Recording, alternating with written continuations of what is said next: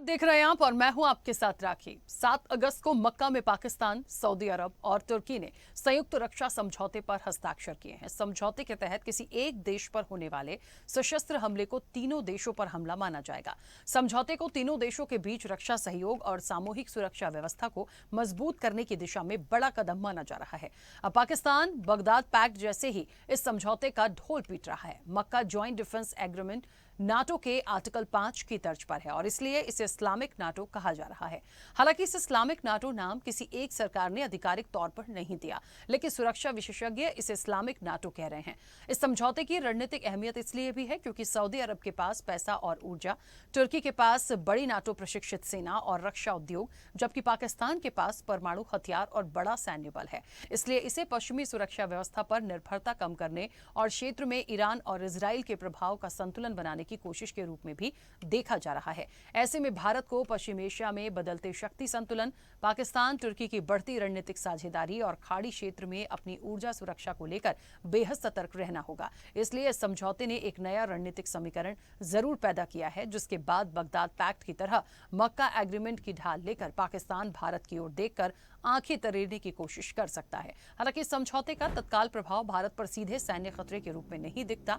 बड़ा असर हिंद महासागर, खाड़ी क्षेत्र, ऊर्जा सुरक्षा और भारत की पश्चिम एशिया नीति पर पड़ सकता है। विश्लेषकों के मुताबिक ये समझौता क्षेत्रीय सुरक्षा व्यवस्था में बदलाव का संकेत है। इस्लामिक नाटो का गठन अभी पूरी तरह नहीं हुआ, लेकिन मक्का समझौते ने 3 शक्तिशाली मुस्लिम देशों को एक साझा रक्षा ढांचे में जरूर ला दिया है। भारत के लिए चुनौती सीधे युद्ध की नहीं, बल्कि पाकिस्तान तुर्की की रणनीतिक पहुंच, पश्चिम एशिया में बदलते शक्ति संतुलन और ऊर्जा सुरक्षा की है।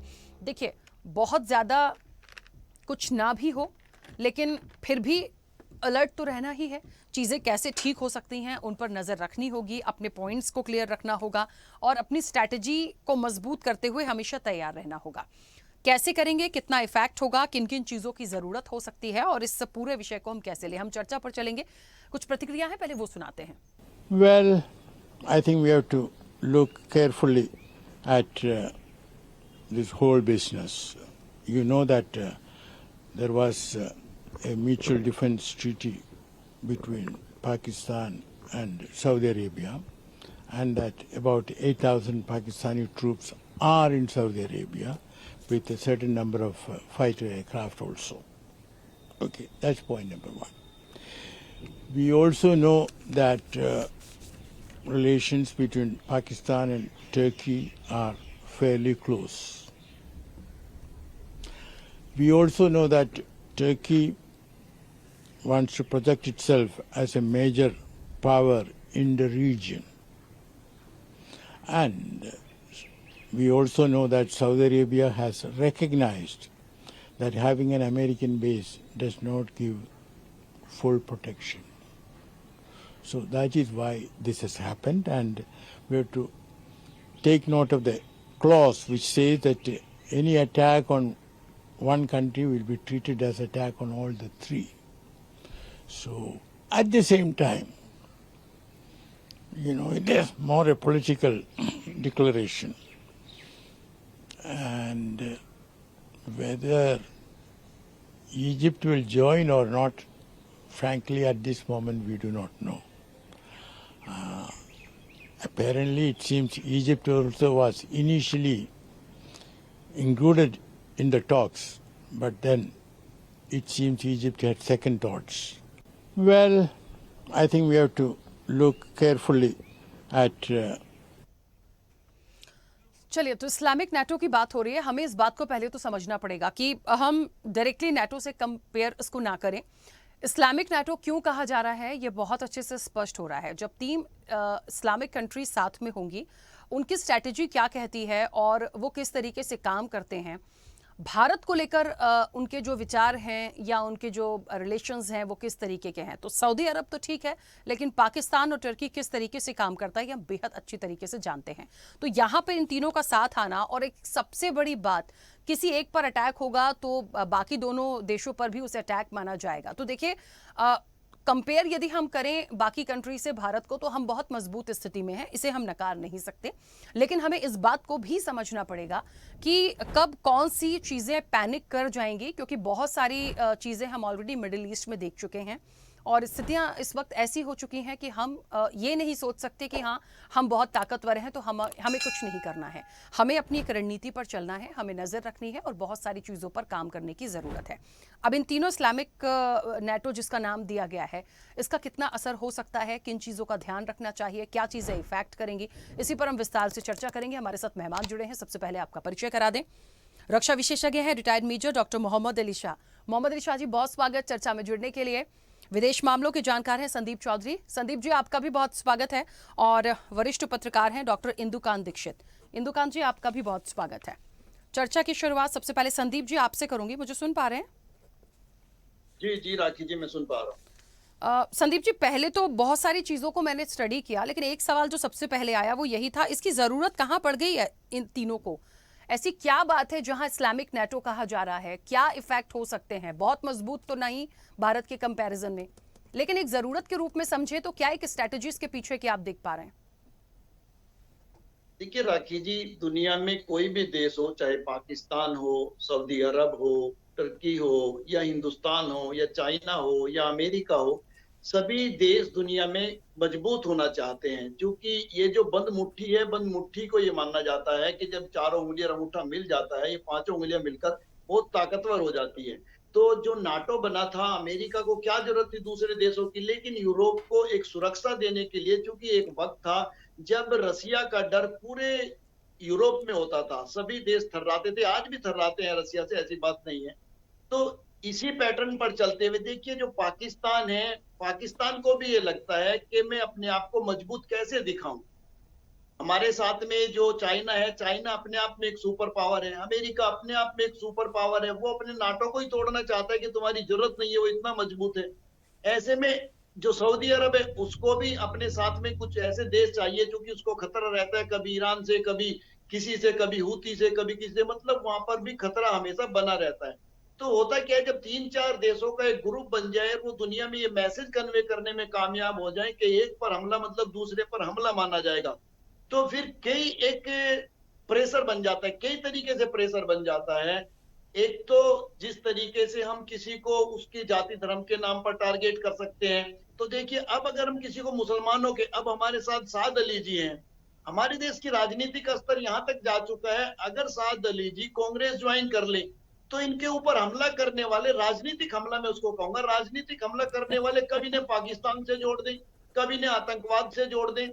अगर ये कल किसान बन जाए और किसानों की समस्या लेके खड़े हो जाए, तो इन्हें आतंकवादियों से भी जोड़ा जा सकता है, खालिस्तान से भी जोड़ा जा सकता है, कनाडा से भी। ये हमारे देश की स्थिति हो गई है, राजनीतिक स्थिति में इसको कहूंगा। तो इन सब चीजों का इफेक्ट कहीं ना कहीं देखने को आपको मिलेगा। इससे पाकिस्तान को भी बल मिलेगा, इससे सऊदी अरब को भी बल मिलेगा, इससे तुर्की को भी बल मिलेगा। और अभी मैं बीबीसी पर था, तो वहां पर चल रहे हैं मिस्र ने इनको सारा ये व्यवस्था बनाई थी इनकी, लेकिन अभी कुछ कारण है कि मिस्र इसमें शामिल नहीं हो रहा है। लेकिन मुझे उम्मीद है आने वाले कुछ समय में आप इस गठबंधन का हिस्सा मिस्र को भी देखेंगे। और जिस तरीके से इन्होंने ग्रैंड वेलकम किया है, दूसरे कंट्रीज को भी इन्होंने न्योता दिया है, दूसरे भी कुछ मुस्लिम कंट्री इससे जुड़ेंगे। हो सकता है आने वाले समय में इसका हिस्सा बांग्लादेश भी बनता हुआ आपको दिखाई दे।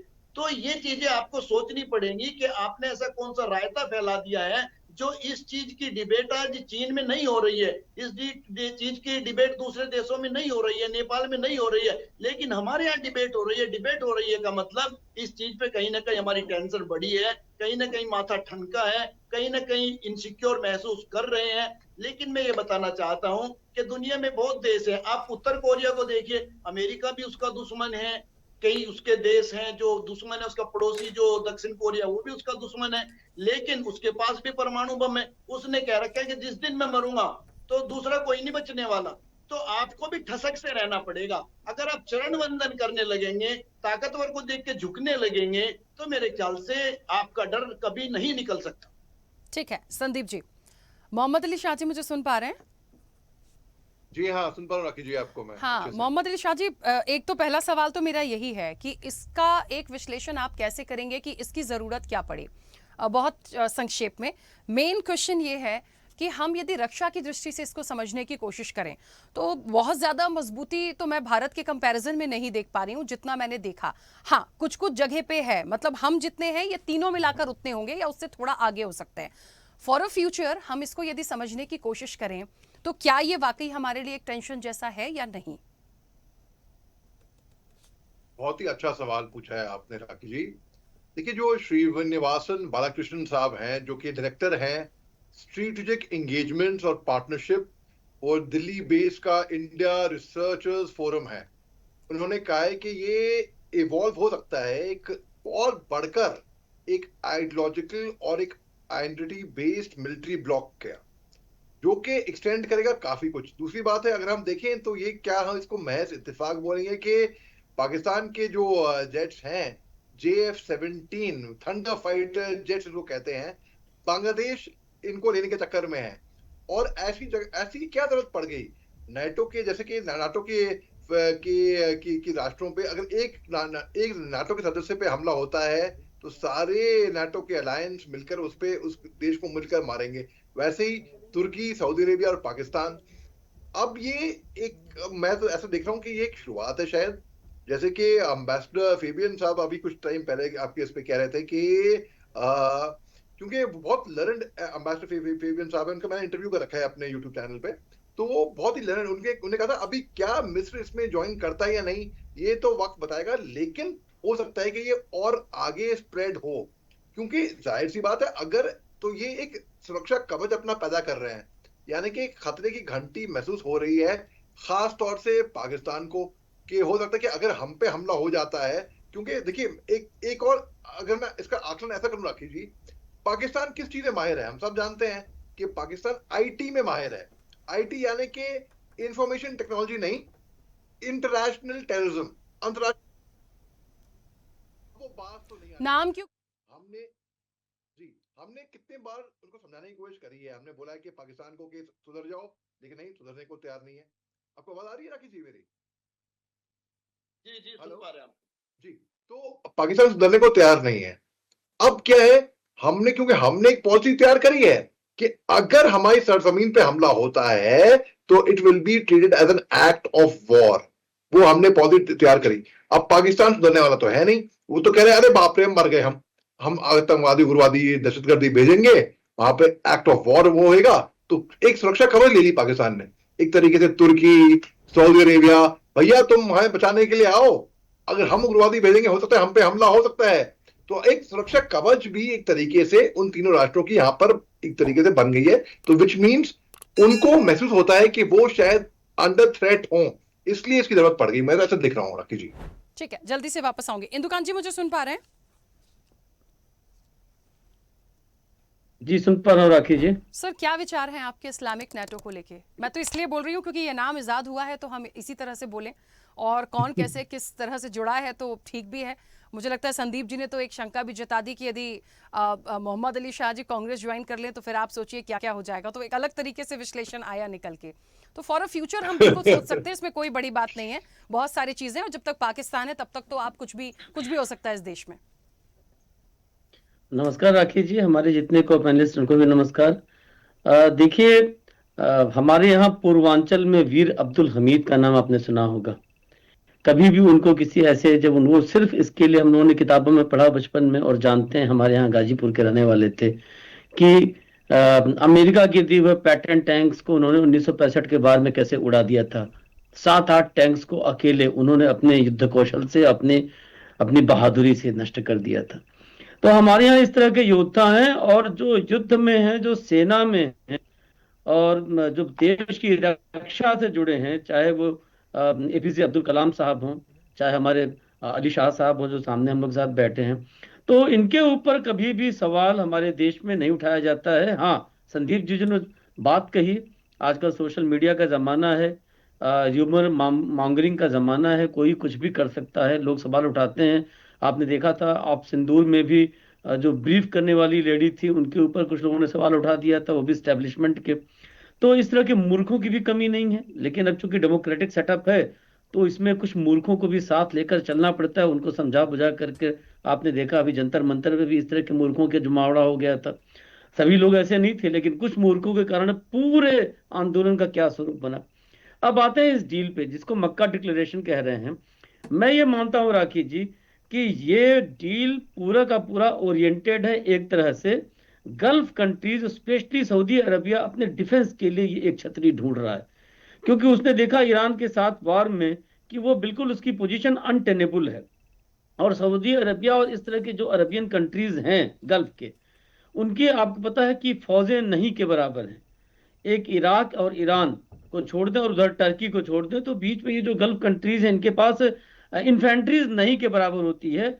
और पहले भी, आज से दशकों पहले से पाकिस्तान की फोर्सेस को वहां ट्रेनिंग के लिए बुलाते हैं अपने जवानों के लिए, लेकिन उनको इतनी आराम तलबी की आदत है कि उनके पास जमीनी लड़ाई के लिए फोर्सेस नहीं है। तभी तो अमेरिका ने वहां अड्डे बनाए हैं, तमाम चीजें हैं। और आज सऊदी अरबिया पे और तमाम और देशों पे गल्फ के, ईरान ने अमेरिका से लड़ाई करते हुए कितनी बार जो है वहां पे मिसाइलों से हमला किया, लेकिन आपने देखा वहां से रिएक्शन करने में भी वो डरते हैं, रिएक्शन नहीं कर पा रहे हैं। ये हालात है। क्यों? क्योंकि वो अपने केवल पेट्रो डॉलर्स के ऐश करते हैं। दूसरे लोग आके इंडस्ट्री बनाते हैं, दूसरे लोग आके तेल बनाते हैं, तेल निकाल के बेच कर उनको केवल पैसा दे देते हैं, वो पैसे का ऐश कर रहे हैं। इस कारण से उनका किसी भी चीज का आप देखेंगे कि अपनी सेल्फ मेड चीजें, इंडस्ट्रीज या अपने लोगों का कोई बड़ा डेवलपमेंट या अपनी आर्मी या डिफेंस का कोई डेवलपमेंट कुछ भी कायदे से नहीं हुआ है। तो और फोर्सेस भी आप देखें कि अमेरिकन स्टेशन उन्होंने बनाए डिफेंस के लिए, उन्हीं के हथियार खरीद लेते हैं। कोई भी डेवलपमेंट इस ढंग के या रिसर्च इस ढंग की चीजें बहुत रेयरली दिखाई देगी आपको गल्फ कंट्रीज में। तो ये बेसिकली जो सऊदी अरबिया है उसका थॉट है। पाकिस्तान को चाहिए डॉलर्स, पेट्रो डॉलर्स मिल जाए तो और अच्छी बात है। तो ये एक ऐसा सिम्बियोटिक एसोसिएशन आप देखेंगी जहां पे एक आदमी को फोर्सेस चाहिए ग्राउंड पर लड़ने वाली, पाकिस्तान की फोर्सेस खाली पड़ी हैं, और दूसरे को कटोरा है, उसमें पैसे चाहिए, पेट्रो डॉलर्स चाहिए। तो दो देशों का एसोसिएशन आपने देखा सितंबर में पहले हुआ। अब इसके बाद इसके साथ टर्की को उन्होंने जोड़ा, जिसे लगे कि एक बड़ा अलायंस है। क्योंकि आपने देखा था ऑपरेशन सिंदूर में भी टर्की ने खुलकर चाइना से भी ज्यादा आगे बढ़कर पाकिस्तान को सपोर्ट किया था, अपने ड्रोन और तमाम चीजें भेजी थी। लेकिन आप जानते हैं कि गल्फ में अपने आप ही पहले से बाइपोलर, ट्राइपोलर सारे बंटवारे हैं आपस में देशों में। और जैसे जैसे इनका अलायंस बढ़ेगा या एसोसिएशन इस ढंग का नजदीक आएगा, ईरान और उससे जुड़े हुए धड़े उनके खिलाफ खड़े हो जाएंगे ऑटोमेटिकली। भारत को इसमें देखना है कि उसके लिए क्या अवसर है। अदरवाइज आप देखिए कि कश्मीर का मुद्दा हो, कुछ और भी मुद्दे हो, तो इस्लाम के नाम पे ईरान अक्सर पाकिस्तान के साथ खड़ा दिखाई देता रहा है। लेकिन जिस तरह से सऊदिया ने, जो कि भारत ने अपनी फोर्सेस जमीन पर गल्फ कंट्रीज में या कहीं भी, एक जो इंडियन पीस कीपिंग फोर्सेस का ऑपरेशन हुआ था, गलती से हुआ था मैं मानता हूं स्ट्रेटेजिकली, श्रीलंका में राजीव गांधी जी के टाइम में, उसके बाद भारत सिर्फ यूएन ऑपरेशंस में अपनी फोर्सेस भेजता है। अमेरिका के तमाम दबाव के बाद भी अफगानिस्तान में, गल्फ में कहीं भी उसने अपनी फोर्सेस भेजने से मना कर दिया। ऐसे में उनके पास एक पाकिस्तान बसता है गल्फ कंट्रीज के पास, जहां से वो फोर्सेस मंगा सकते हैं उनको पैसा दे करके। इसीलिए इस ढंग का अलायंस हो रहा है। भारत को स्ट्रेटेजिकली ये देखना है कि अपने आसपास के देशों के साथ अपने रिश्ते कैसे और मधुर करें, जिससे जैसा कह रहे थे संदीप जी कि आगे भविष्य में बांग्लादेश इनसे जुड़ करके, एक सरदर्द तो होता है भारत के लिए, कोई ऐसा नियर फ्यूचर में खतरा नहीं है, बट एक सरदर्द होता है कि एक अलायंस के लोग यहाँ यहाँ यहाँ हैं। और यहां तक एक आखिरी बात कह दूं कि आपने अपने स्क्रिप्ट में भी ये बात कही कि ये तय नहीं हुआ है कि जब अगर एक दूसरे के देश पर, एक देश पे हमले को बाकी देश भी अपने पर हमला मानेंगे तो वो किस तरह से एक दूसरे की मदद करेंगे। ऐसी कोई फॉर्मल अभी एग्रीमेंट नहीं हुआ है और करने की स्थिति में भी नहीं है। अमेरिका और सऊदी अरबिया या गल्फ कंट्रीज का जहां वो सिक्योरिटी देने का दावा करता अमेरिका, अमेरिका तो कुछ कर नहीं पा रहा है ईरान के हमलों से। तो बाकी ये पाकिस्तान और सऊदी अरबिया आपस में क्या करेंगे तो ये तो भविष्य बताएगा, लेकिन हमें सतर्क जरूर होना चाहिए। जी बिल्कुल ठीक बात है। संदीप जी, एक सुझाव बेहतर आपकी तरफ से भारत के लिए इस वक्त पे, क्योंकि मुझे लगता है बहुत सारी चीजों पे बात आ गई है और एक बात को सभी एग्री करेंगे कि कोई कमजोर हो या जैसा भी हो, हम कह रहे हैं हमारे कंपैरिजन में ना हो, लेकिन जब एक साथ आने की बात होती है ना, जिसको हम कहते हैं एक यूनिटी बनाने की कोशिश जो होती है, तब तो हमारी रणनीति क्या होनी चाहिए, हर मोर्चे पर होनी चाहिए, वो हमें क्लियर रखनी चाहिए। क्या एक अच्छा सुझाव आपका हो सकता है? देखिए, पहला सुझाव तो मेरा ये है कि जंग लाजिम हो तो लश्कर नहीं देखे जाते, चाहे पाकिस्तान दुनिया के सब देशों से मिल जाए। जब बात मरने मारने की आएगी तो हिंदुस्तान सबको निपटा सकता है। साद अली जी जैसे लोग हमारे पास है, हमारी सेना में है, और हमें देश के मुसलमान के अंदर पाकिस्तान नहीं देखना है, हमें वीर अब्दुल हमीद देखना है, हमें कलाम साहब देखना है, हमें साद अली देखना है। तो जो हमारे राजनीतिक लोग इस तरीके की घटिया हरकतें और बातें करते हैं, इनके भी जूते लगने चाहिए कि सिख की पगड़ी देखेंगे खालिस्तान दिख जाएगा, मुसलमान का कहीं मोहम्मद जुड़ा दिख जाएगा, गोल टोपी दिख जाएगी तो पाकिस्तानी। अरे हम सब हिंदुस्तानी है, हमारा एक खून है, हम हिंदुस्तान के लिए जीते मरते हैं। सबसे पहले यह एकता होनी चाहिए। हमें किसी गठबंधन की, ना हमें नाटो की जरूरत है, ना हमें मक्का अलायंस की जरूरत, किसी की जरूरत नहीं है। हिंदुस्तान अगर एक होगा, किसी की आंख उठा के देखने की हिम्मत नहीं है। अब आपको इसकी स्ट्रेटेजी समझने की जरूरत है। ये मक्का गठबंधन बन क्यों रहा है, ये इस्लामिक जो नाटो आप कह रहे हैं ये बन क्यों रहा है। देखिए पाकिस्तान है, क्या बिना अमेरिका के सांस लेता है? नहीं लेता है। सऊदी अरब क्या बिना अमेरिका के सांस लेता है? नहीं लेता है। टर्की क्या बिना अमेरिका के चल सकता है? नहीं चल सकता है। तो अमेरिका क्या चाहता है कि मेरा वीजा कार्ड चले, हिंदुस्तान का यूपीआई ना चले। अमेरिका चाहता है उसका मास्टर कार्ड चले हिंदुस्तान में। वो अमेरिका चाहता है कि अगर वहां से रशिया से तेल ले लिया तो 100% उसके ऊपर टैक्स लगेगा। सारी चीजें हमें अमेरिका के हिसाब से करनी पड़ेगी। अमेरिका का सोयाबीन इस्तेमाल करना पड़ेगा। अमेरिका जहां से अगर कहेगा वेनेजुएला का तेल लेना है, ईरान का नहीं लेना है, या सऊदी अरब का नहीं लेना है, कतर का नहीं लेना है, तो हमें वेनेजुएला का ही लेना पड़ेगा, चाहे हमें उसके लिए कुछ भी करना पड़े। तो ये पूरी स्ट्रेटेजी आपको राखी जी ऐसे समझने की जरूरत है कि अगर हिंदुस्तान और पाकिस्तान का युद्ध होगा या कुछ होगा, तो अमेरिका इस अलायंस का एक तरीके से हिडन हिस्सा है, लेकिन वो साथ में इसलिए नहीं है कि फैसला तो कौन करवाएगा आपको पता है, हमें ट्वीट के माध्यम से पता चलेगा कि भाई इस तरीके से चीजें। तो पूरी दुनिया को कंट्रोल करने का ये एक तरीका है कि भाई हिंदुस्तान न रसिया की तरफ जाए, न ट्रंप साहब से पूछे भी ना कहीं जाए। और हो सकता है आने वाले टाइम में आपके ऊपर और बर्डन पड़ेगा। कितने ताज्जुब की बात है, जब अमेरिका के जीडी बेंस यहाँ पर आए, वो हमें बता के चले गए पहले ही कि वेनेजुएला की प्रधानमंत्री आएगी, ऐसे ऐसे यहाँ हिंदुस्तान में रुकेगी, उसकी मीटिंग होगी और तेल की जो डील है वो वहां से होगी। तो ये कितनी हास्यास्पद और कितनी कमजोर करके हमें दिखाता है कि दूसरा देश हमें ये बताएगा कहां से चीजें लेनी है, कैसे चलना है। तो ये कुल मिलाकर के आप इनको समझिए, चीजों को कैसे हिंदुस्तान को दबाने की ये कोशिश हो रही है। और हो सकता है जल्दी आपको बांग्लादेश भी उसका हिस्सा बनता हुआ दिखाई दे, तो इससे हमारा पाकिस्तान वाला बॉर्डर भी टेंशन में आ जाएगा। ये भी आप ये तो मानेंगे, एक व्यक्ति कितना भी मजबूत हो, अगर 4 लोग होंगे, 4 लोग उसको बहुत बुरी तरीके से डिस्टर्ब कर सकते हैं। पाकिस्तान का बॉर्डर हमारा कहाँ लगता है, बांग्लादेश का बॉर्डर कहाँ लगता है। और ताज्जुब तो तब होगा पता चला कि नेपाल भी उसका हिस्सा बन गया। तो ये कहीं ना कहीं हिंदुस्तान को घेरने का एक तरीका है। तो my dear friend, Donald Trump के लिए हमें सही स्ट्रेटेजी बनानी चाहिए। और सही स्ट्रेटेजी ये होती है, मेरे ख्याल से साद अली जी और इंदु दीक्षित जी बैठे हैं, सहमत होंगे, जो हमारे बाप दादा हमें रास्ता दिखा के गए हैं, अगर हम उसी रास्ते पे चलते रहे। पंडित नेहरू ने रशिया के साथ अच्छे संबंध बनाए, इंदिरा गांधी ने बनाए, मनमोहन सिंह ने बनाए, अटल जी ने रखे। तो मेरे ख्याल से रशिया एक ऐसा देश है जो कभी भी अमेरिका के साथ नहीं जा सकता, अमेरिका के फ्रेंड्स कंट्रीज के साथ नहीं जा सकता, और वो हिंदुस्तान का साथ दे सकता है, लेकिन हमें उसके लिए वफादार होना पड़ेगा। हम अगर दो नाव में सवारी करेंगे, आपने सुना होगा दो नाव में सवारी करने वाला अक्सर डूब जाता है। सही बात है। आपका आकलन तो सही है सर, क्योंकि मिडिल ईस्ट के टाइम पे जितनी चर्चाएं मैंने की है, हमेशा जो पॉइंट्स निकल कर आए हैं उसको लेके हमें लगता है कि क्या क्लियरिटी इसमें हो सकती है। बट ठीक है, मोहम्मद अली शाह जी, आपका कोई एक अच्छा सुझाव इस वक्त पे? जी राखी जी, देखिए एक सोनीपत में एक अशोका यूनिवर्सिटी है, बड़ी मशहूर है। उनके फाउंडर के साथ मेरी पैनल पे हाल ही मुलाकात हुई थी। वहाँ के एक प्रोफेसर हैं, बहुत लर्नेड पॉलिटिकल साइंस के हैं प्रोफेसर, प्रोफेसर उदय चंद्रा साहब। बहुत ही अभी हालात उन्होंने एक बयान दिया था कि बांग्लादेश के बारे में, जैसे कि संदीप जी ने बताया अभी, कि बांग्लादेश सर्टनली कि उसके ऊपर एक कड़ी नजर रखनी चाहिए, क्योंकि बांग्लादेश हो सकता है कि ये ज्वाइन कर ले। और अभी हाल ही में अगर हम देखेंगे, बांग्लादेश के तुर्की और पाकिस्तान के साथ नजदीकियां बहुत बढ़ गई हैं, खास तौर से डिफेंस टाइज को लेकर।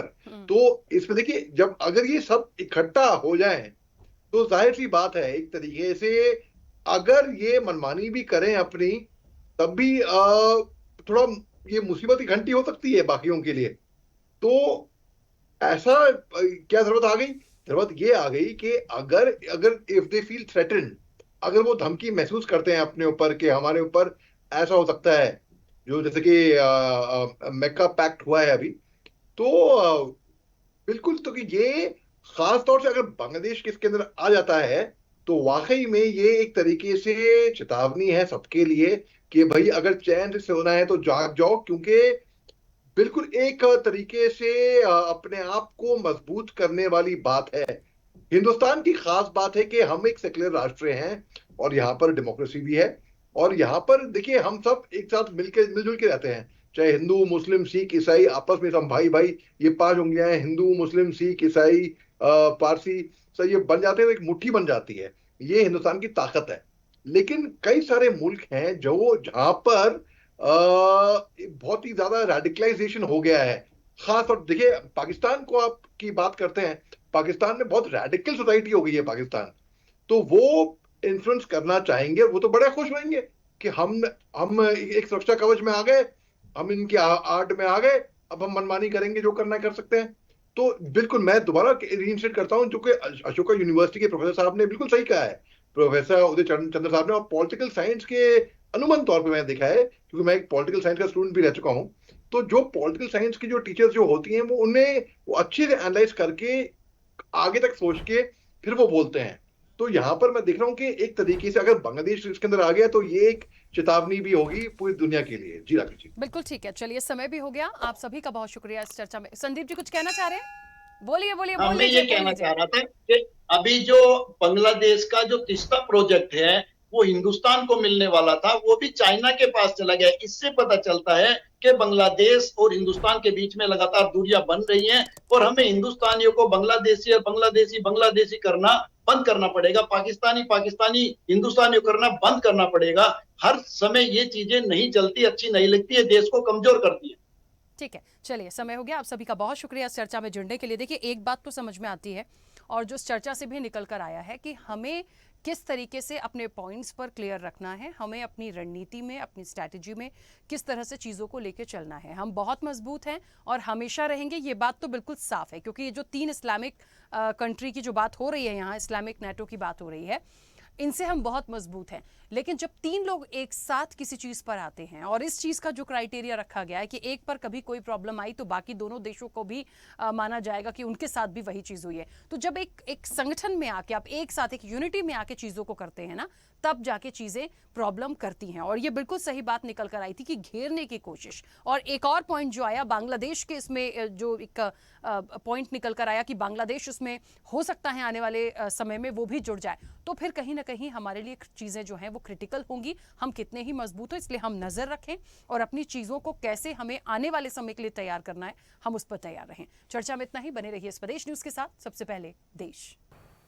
ऐसे ही वीडियोस के लिए लाइक करें, शेयर करें, फॉलो करें। YouTube पर जाकर सब्सक्राइब कर बेल आइकन दबाना ना भूलें, और ताजा अपडेट्स के लिए swedeshlive.com पर जरूर जाएं।